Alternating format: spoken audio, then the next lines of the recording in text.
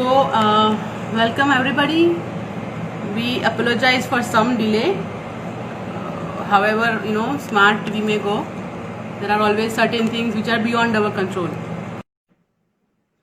So, today we are going ahead in our session with Climate Conscious Network, and we have with us Miss Dr. Malcom Mistry. Welcome, Dr. Mistry. Yes, thank you For joining us, and it's a great pleasure to have you. Thank you very much. Pleasure is all mine. So, could you introduce yourself briefly? Because it would be better if you introduce yourself to the audience and how you got involved in climate research, climate change research. Sure. So for those who don't know me as yet, my name is Malcom and I'm based in Venice in Italy. I'm originally from Mumbai and I've been here in Italy now for the last 6 years.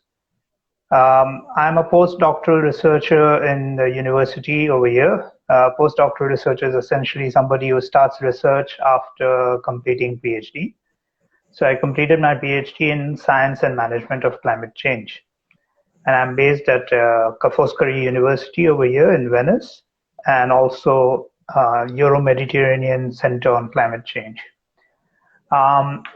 Prior to this, I actually came from a different background. I was a mariner, so I was sailing on board commercial vessels. And then somehow I got interested in environmental studies, in climate change. So I pursued a master's first in weather climate modeling in England in the University of Reading.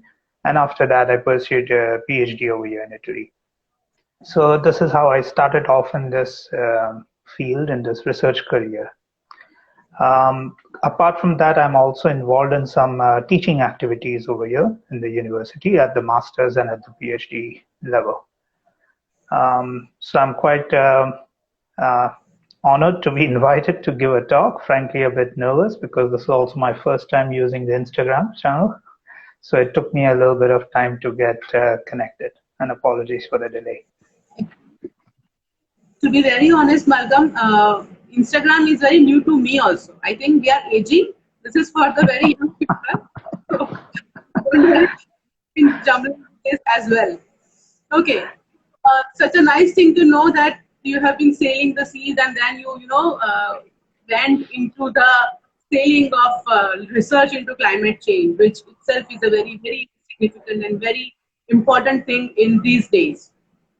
So, so very briefly and without going into in-depth scientific terms, can you please tell me why do we hear these two terms, climate change and global warming?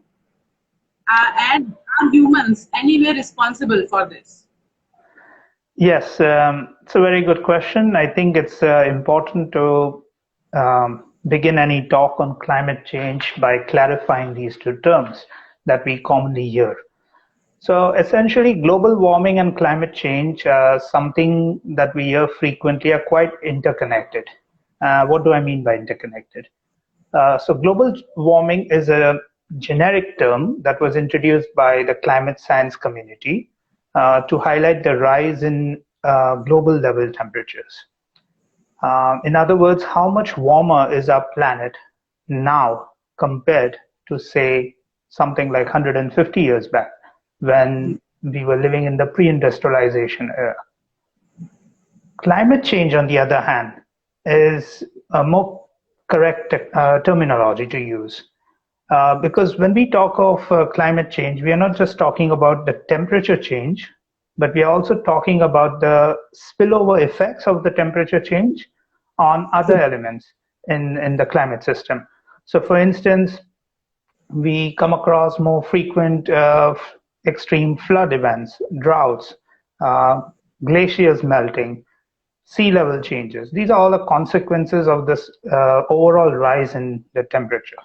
And that is why it is now more common to use the term climate change to sort of encompass all these events. The other interesting thing to also think about is how does this temperature change itself? How does one element contribute or have a spillover effect to these other events?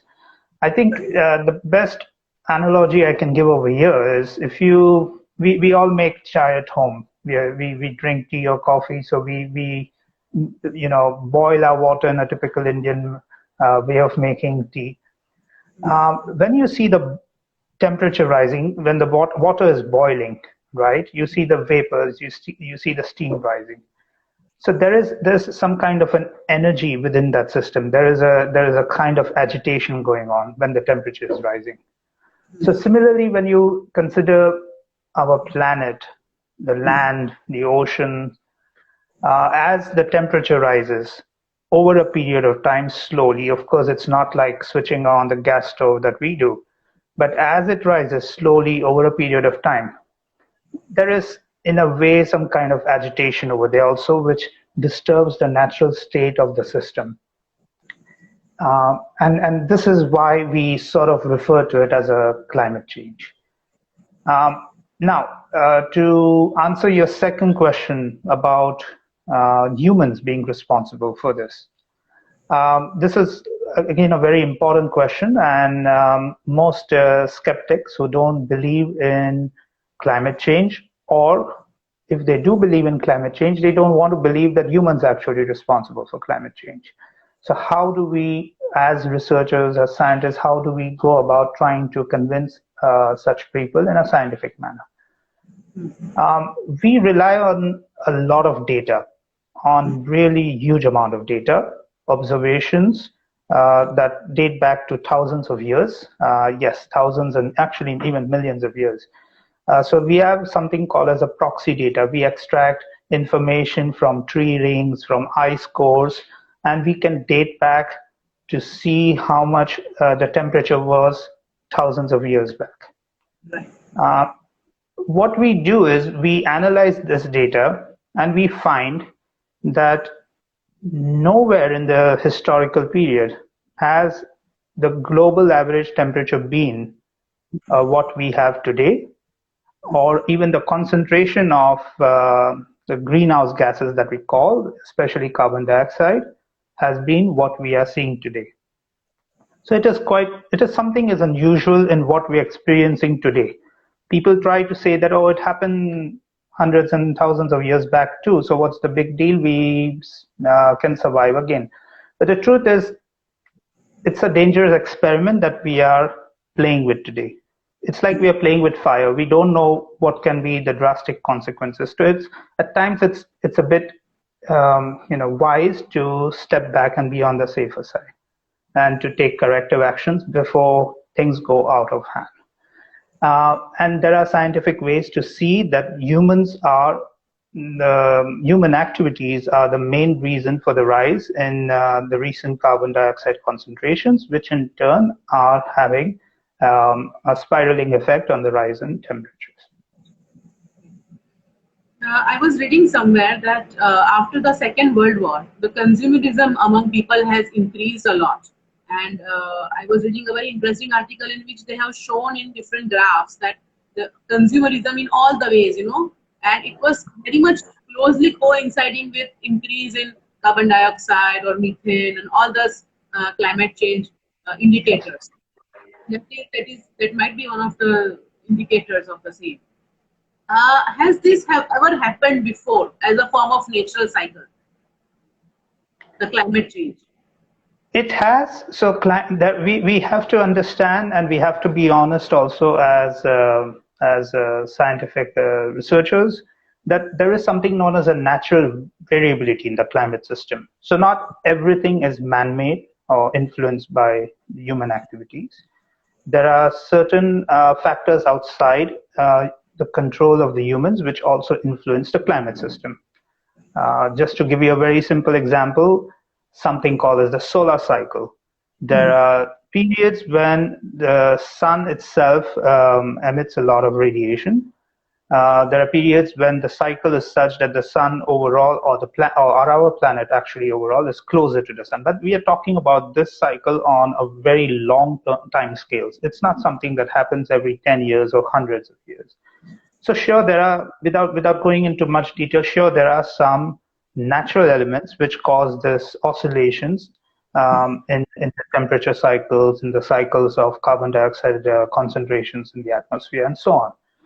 However, the scientific consensus, the research evidence is quite strong that these natural cycles, these natural reasons, play a very minor role compared to the role that human activities and industrialization has played in the recent upward trend of the concentration of pollutants, of greenhouse gases, and the subsequent rise in temperature.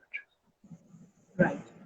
I was reading somewhere that what I came to know was that around the 1 degree temperature which we are worried about for the Earth, it has been more or less the same since last 10,000 years, but there has been rise which is very steep in last 150 years. So that can be attributed to human activities. Yes, actually, if one goes to any scientific literature, or even a website of like NASA, they have number of animations and graphs that they have put up to show how steeply this curve, this trend is rising in recent couple of decades, and we're just talking about last 30 years or so. Sure, there will be some periods where there is a marginal drop, but these are, as I mentioned, some natural variations.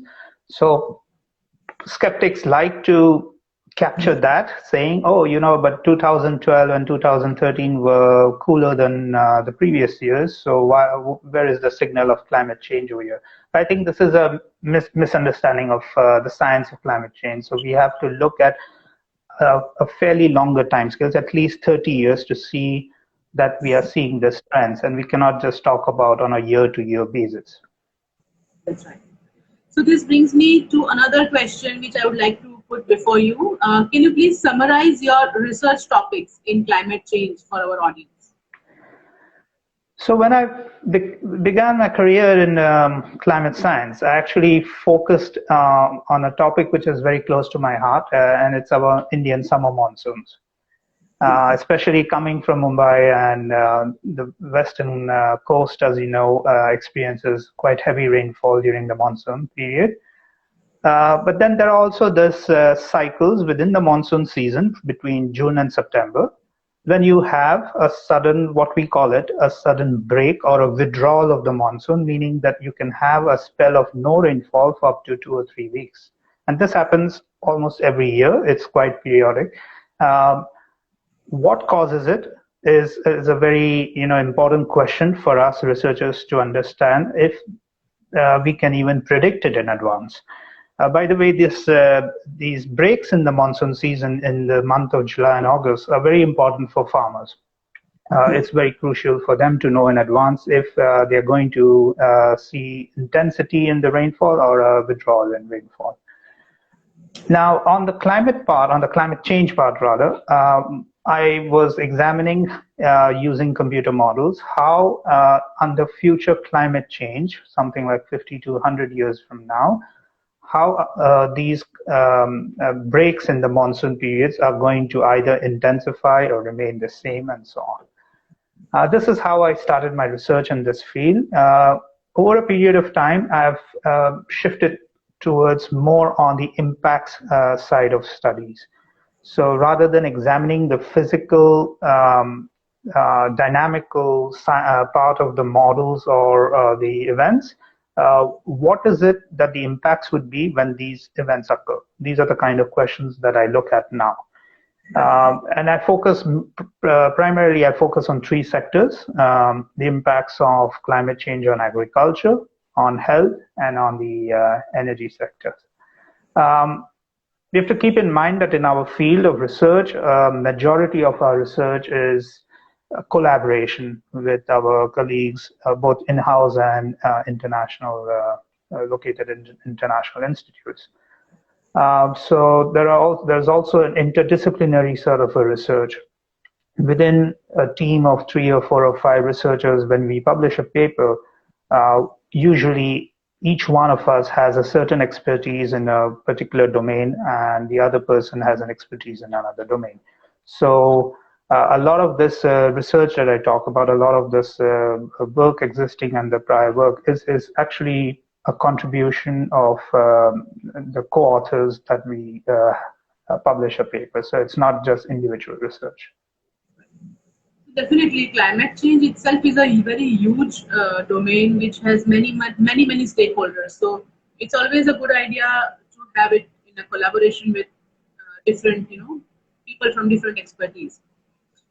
Uh, would you like how will climate change affect daily lives of common man in the coming years or decades?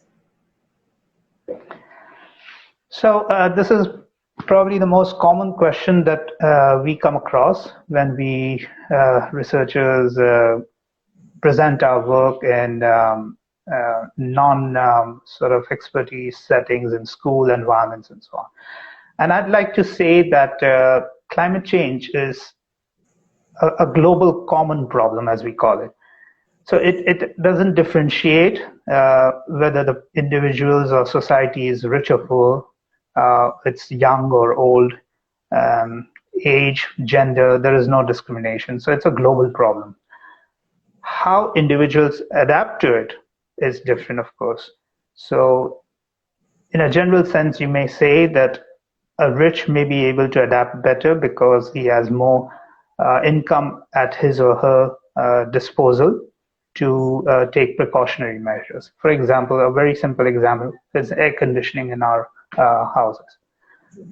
Similarly, the type of occupation a person is engaged in, climate change affects he or she differently. A farmer will be more prone to droughts or to severe floods compared to you and I probably living in the cities that are not so much concerned with droughts as a farmer would be, for instance. So these are in a different ways that the climate change can have spiraling effects. What about health of people? Being a doctor, I cannot stay away from health.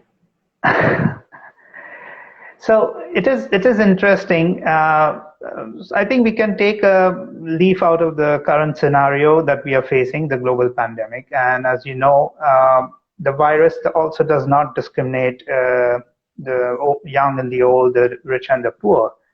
So even here, as far as the health impacts are concerned, climate change, the evidence is quite strong that diseases such as malaria, cholera, heat-related illnesses will not know any geographic or demographic boundaries. So these are, this is quite a very important field of research in our community, focusing on how the transition of diseases will take place in the future from, for example, tropical countries where malaria and dengue fever are more common to mid-latitude countries in Europe in the future, which may become more warmer. True. There is one institute in Surat, which is a part of Surat Municipal Corporation. The name of that institute is Urban Health and Climate Resilience Center of Excellence. They have done a lot of work in this heat stress and heat wave and all.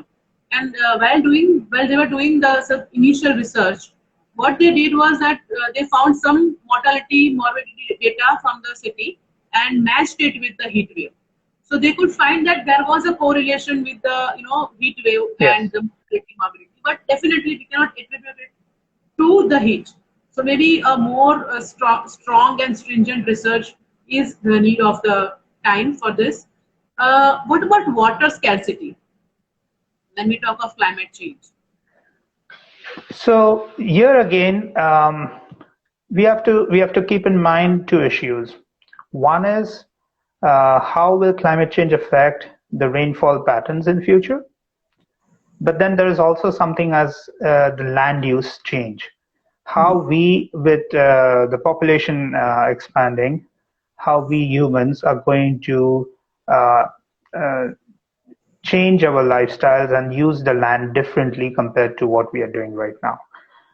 By and large, most of the studies looking at how rainfall patterns in future will look like show that there will be some changes across geographically. So meaning, for instance, in locations in Africa where droughts are more common, may see either worsening conditions and so putting more pressure on the local authorities and the population over there, which in turn can also trigger off migration exodus. So imagine that you are in a country where you are largely dependent on agriculture and water is very important for that. But then over a period of time, your land is very dry. You cannot grow the same amount of crops or the same type of crops. So it takes away a sort of share of your livelihood. So the only sort of resource left after that is to relocate. So indeed, water resources is another important aspect of climate change that researchers are focusing on. Very true. And this leads to another very prominent issue of climate refugees, which we are going to face in days to come. So, Yes. Malcolm, you have experience of research in various countries, right? So, in your opinion, how do you see climate change will affect a European country like Italy as compared to a developing country like India in days to come? Yes. Climate change is, while it is a global problem, as I mentioned earlier, it is also strange in a way that it does not affect all regions equally. So, for instance, not all impacts of climate change, or strictly speaking, not all impacts of the rising temperature are going to be bad for all countries.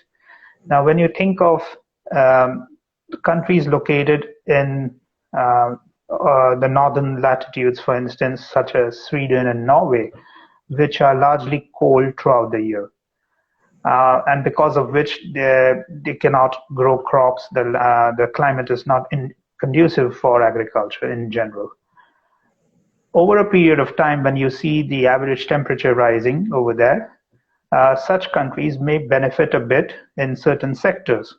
Could be tourism. You may have instances of the beaches over there looking a lot more like what we have in Goa right now.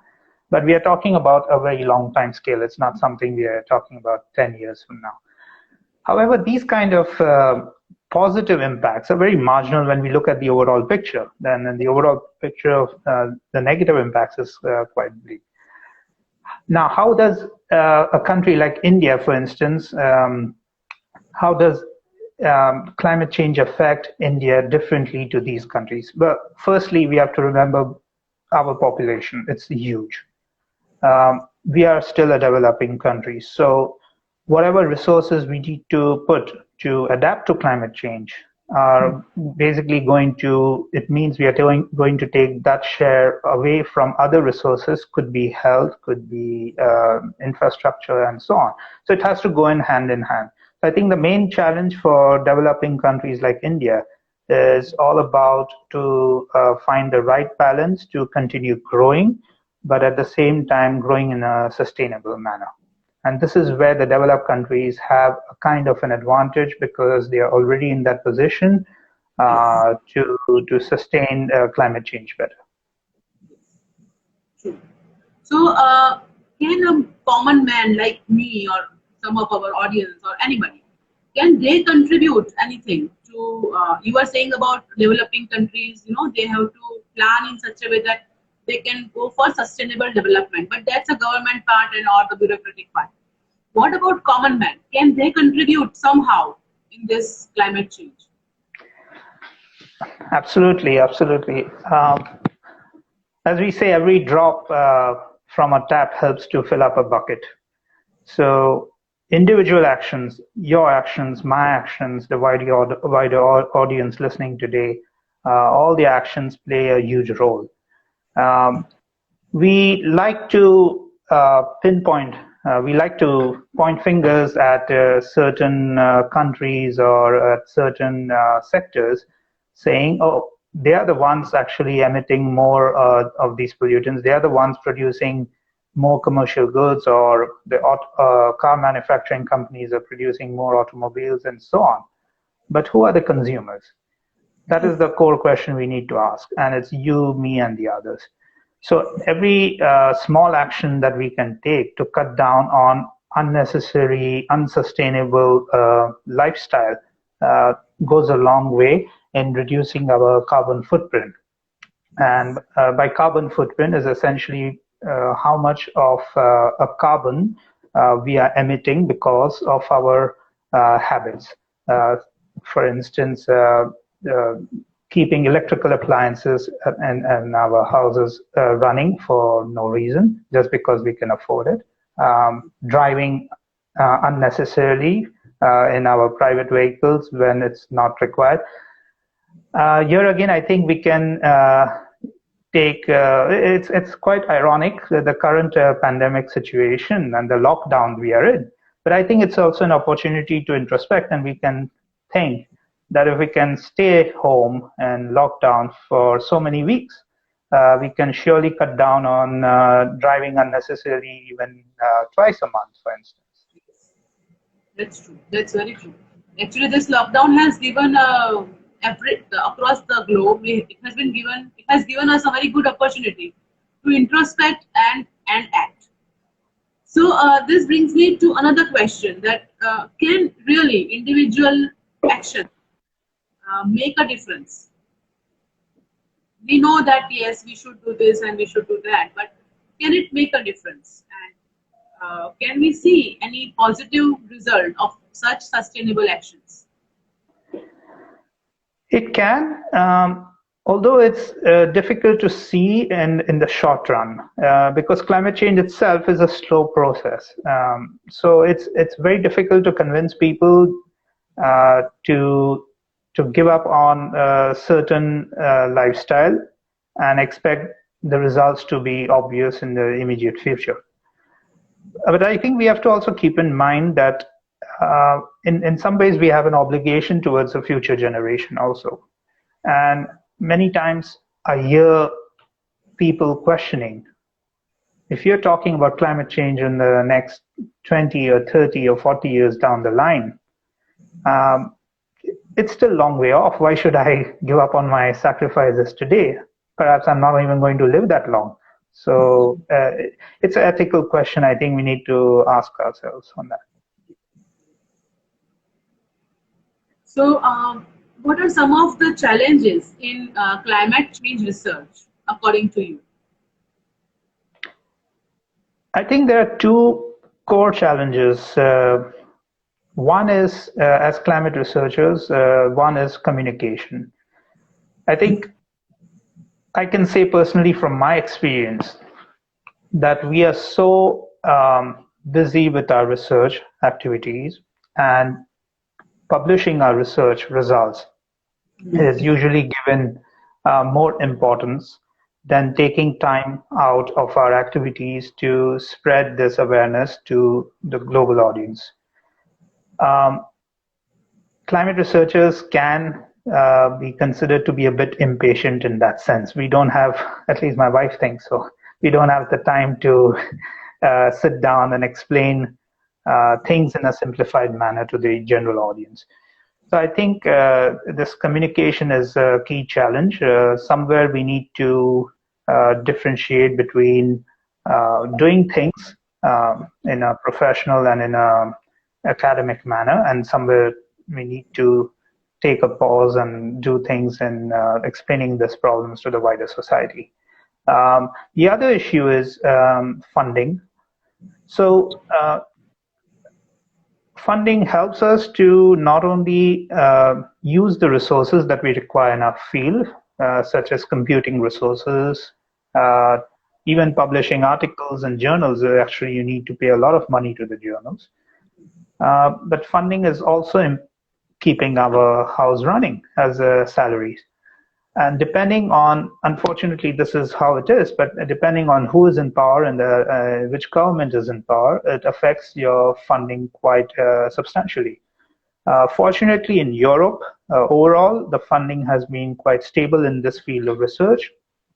But there have been instances, for example, in the US recently under President Trump, that funding in climate change and climate science has reduced drastically. So I believe these two are the main challenges.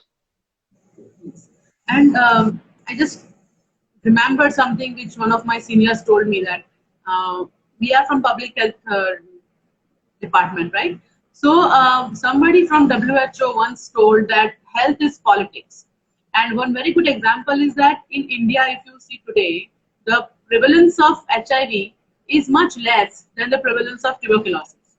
But the funding in HIV is much more than funding in tuberculosis because of this different agenda. So that is perhaps true for research in climate change as well, as you were talking about funding. Yes, yes, absolutely. Actually, if you are funded by a fossil fuel company, for example, then in a way, the expectation is that the results you get out of your research are going to be different to the ones that a climate change researcher would generally end up producing. So this is true even in our field, that unfortunately politics also determines the level of funding and the outcome of the results. We have to live by it.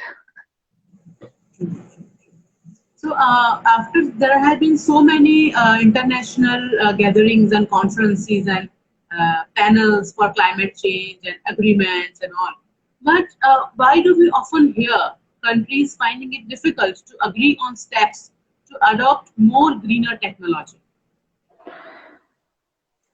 So this question is, I think it can be best answered with keeping economics and geopolitics in mind. So the common argument that you hear countries like India, China, and other developing nations making against the developed countries such as the United States is that they have already dumped a lot of greenhouse gases and carbon dioxide in the atmosphere in the last 60 or 80 years that they have been developing. And now it's our turn to develop, and you are kind of acting as a schoolmaster and telling us not to develop in this manner just because we are all talking about climate change. So we have to keep in mind that implementing greener technologies in the economy, it can be expensive. So for instance, solar technology, wind technology, and so on. They are, at least as of today, they are far more expensive compared to conventional fossil fuels, for example, coal or crude oil. And I think this question really comes down to finding an agreement across all the participating nations in climate change agreements. How do we find the right balance between development, between allowing our population to develop, as well as not harming the environment? There have been some progress made in recent years. If you must have heard about the Paris Agreement recently. However, then equivalently, there has been some setbacks with President Trump again pulling out of that kind of agreement. So we hope that in the future, there will be more consensus across international community with a broader objective of addressing this issue of climate change. So we just heard a message from PM Modi a few days back when he addressed the nation, and we were hoping for the lockdown to be released, but he didn't utter a single word about it. But he did say that India has contributed a bit in global warming by the green technology, and definitely we see some kind of political push for the solar energy and electrical vehicles and all. But as you said, they are expensive and not within everybody's reach as of now. But we are keeping our fingers crossed that someday things would change, of course, very slowly. So what will be your message for the next generation or the youngsters who are interested in climate change? There are many things that can be done by the younger generation, especially. Uh, for instance, communicating the risk of climate change, educating the masses, how we can change our lifestyle, simple changes that we can make that I mentioned earlier. All these cumulatively, all these go a long way in reducing climate change. Then there are people in the government departments, for instance, who are um, tasked with taking administrative decisions. These people can also play an important role in shaping public transport policies, infrastructures, everything that helps in discouraging the mass public from using their vehicles much more frequently, for instance. Indeed, these are a lot of these are quite unique challenges for India again, considering that we have a very large population and a lot of people live in the rural areas also. But I think the younger generation over here has an important role to play. Yes. When you were mentioning about public transport and all, it just reminded me of one of our volunteers who has been who is totally using public transport. He has not never been using his own vehicle. He is one of our volunteers, and and he is very young, just maybe below 25. One of our another volunteer, a very young girl, she always carries her own, water bottle wherever she goes. So these are, however small actions, when done with, Yes. in mass, it can have an impact. So, how can these young people get involved more in ground level actions and even pursue professional research career like you in climate change? So I can, from the professional career point of view, I think there is a huge amount of scope in this field.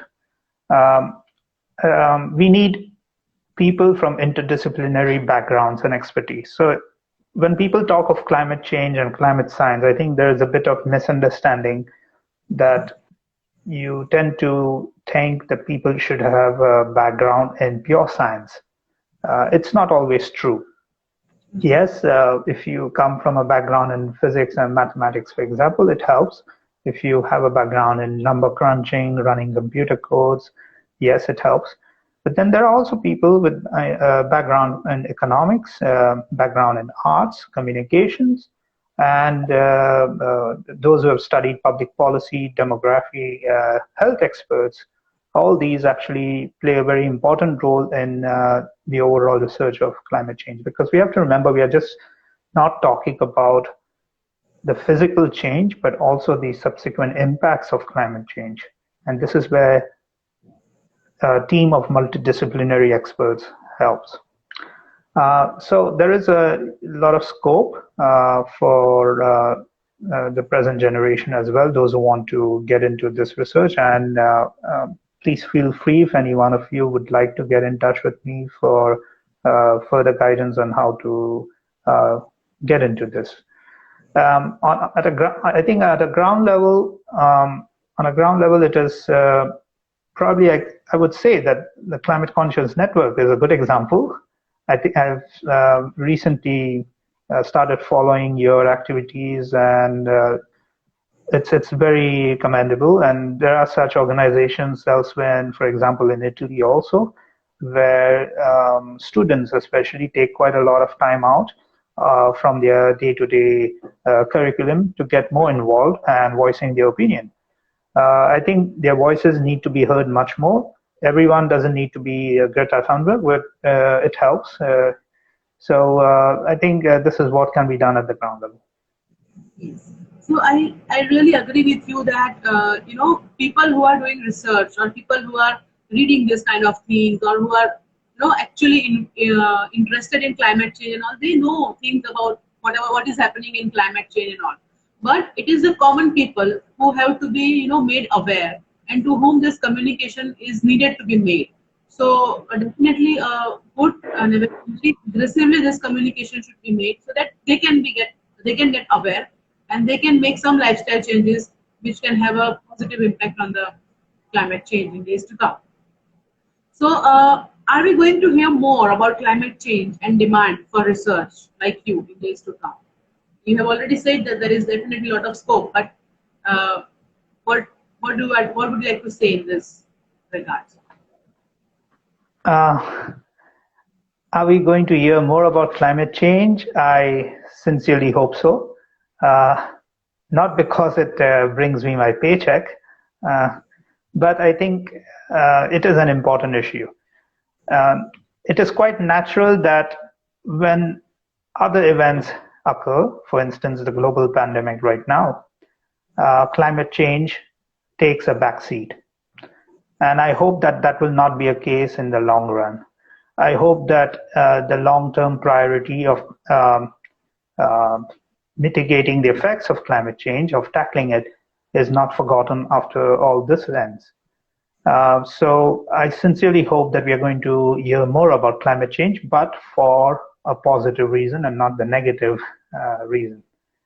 And I think as I mentioned, the momentum, the awareness, the global movement that we have seen in recent years, especially in the last 1 year, I personally hope that it's not going to fade off.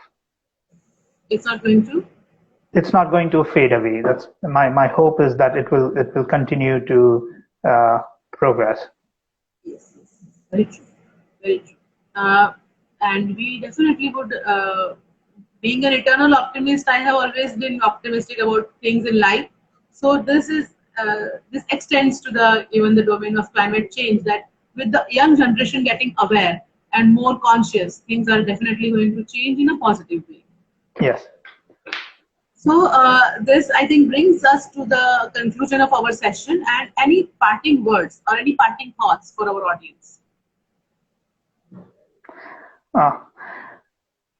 That will make me sound a bit old if I give wisdom over here. I think what I would like to say to everyone who's listening today is a common argument that we, at least in our field, that we come across is that climate change is a slow process and too much of noise is being made about that. And I'd like to just remind the wider audience that we have already begun seeing some of the effects, some of the extreme events, for instance, the severe cyclones, the severe drought events, floodings, for instance, and so on. So we have to keep in mind that it's already happening, and in a way, it's irreversible. You cannot undo something in climate change which is happening now because of the actions that have taken place in the last 50 odd years. So we need to be responsible of our own actions today for the future generation as well. There is still a bit of time before we sort of reach that tipping point where nothing much can be done after. So I think the important message over here is that if each one of us acts responsibility, makes marginal changes in our day-to-day activities, not big sacrifices. I'm not asking people to go back to dark ages, stop using mobile phones, and I don't want to be a hypocrite myself. But I think all these minor actions can take us a long way. Very true, very true. And we have many people joining us today. Just I'll take a quick round of any questions if they had. Sure. Pallavi Vyas is asking if government and self-awareness works together, I think best results can be obtained. So anything would you like to say on this? Yes, it's absolutely true. I think your actions start at home first, the changes in your lifestyle and so on. But then there are certain things that are beyond our control, wherein the government measures need to come in. We need a vision going ahead from our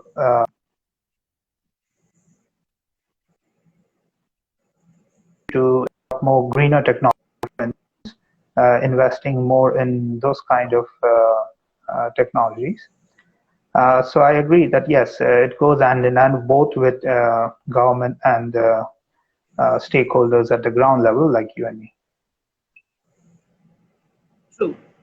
And Mr. Ketan has to say that I'm sure we are seeing the world has seen a lot of changes in climate after lesser pollution during the lockdown. So we have seen a lot of examples of this positive impact on air pollution. Even it has been said that the water of Ganges is again drinkable, and people have been able to see Himalayas from 200 kilometers distance, and all these are maybe impact of lockdown. So we conclude ourselves that we are responsible somewhere for all these. And it is natural to see it as a short-term effect. What we are seeing, a lockdown of 1 or 2 months, and we're already seeing some positive, if you like to call it positive results out of that. But I think we have to keep in mind that economically also it's not sustainable to live in the way that we are living right now in a very drastic lockdown measure. What it will probably allow us is to go back to our lifestyle thinking that if we could tolerate so much of restrictions for a month or two, surely we can come back to our normal lifestyles gradually and make changes in our lifestyles gradually. And I think that is probably one message that we can take out of this experience of the lockdown. very true, very true. So it has given us time to think and act and go back to a new world where we will act more consciously and more sustainably. Very true.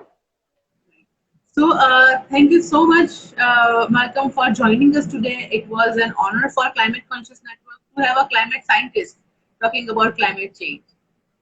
Thank you very much. I'm humbled. So thank you so much once again. Thank you, and thank you all for participating. Bye-bye.